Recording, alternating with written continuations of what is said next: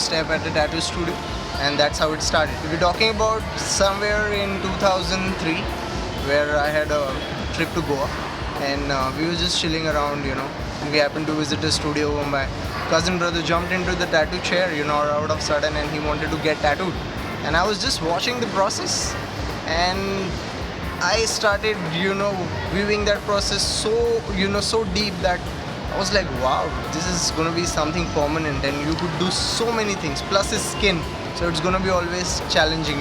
So that's the time my hunt started. I was in college, honestly. I used to draw ever since my childhood. So I was in college. I used to do temporary tattoos for all the college models, and when I used to be hanging around with my college friends and all, I used to always draw, just scribbling something. So I didn't knew what I wanted to do for my life, and tattooing just happened. For the initial first year when I started tattooing, 3 years of it, I didn't tattoo.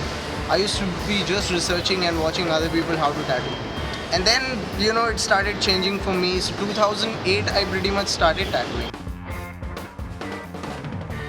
The first guy who I met was Vishwas. Okay, Vishwas Zorikar back in the days used to be, tattooing in VT. Then I met Samir.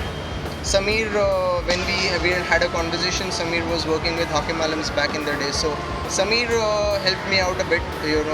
He told me that this would be the right way. I saw like a little much, you can say, hygiene and better way of tattooing approach with Samir. We are all growing together. Probably first we need to improve the whole standards of the people who are non-tattooed, or people who are even tattooed. We have to change that.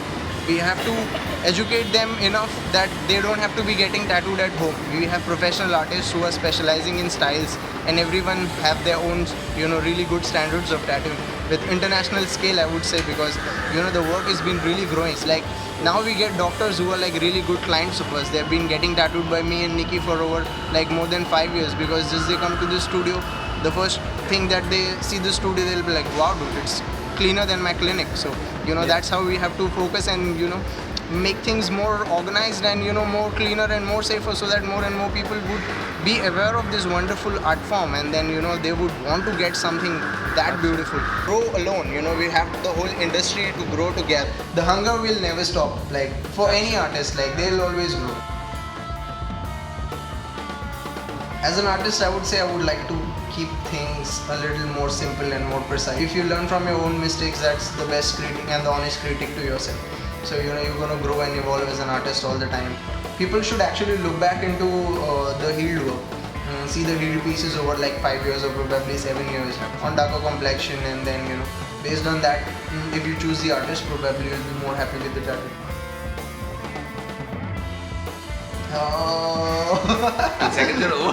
You gotta make it fast. I would say, okay, why a butterfly? And then I would like understand the idea behind the butterfly, and probably I would do a butterfly if you're relating to it. But yeah, if you're not, I would sway you into a right direction of getting something that would be the best from me. I would keep it really simple. I would say just work hard and stay hungry.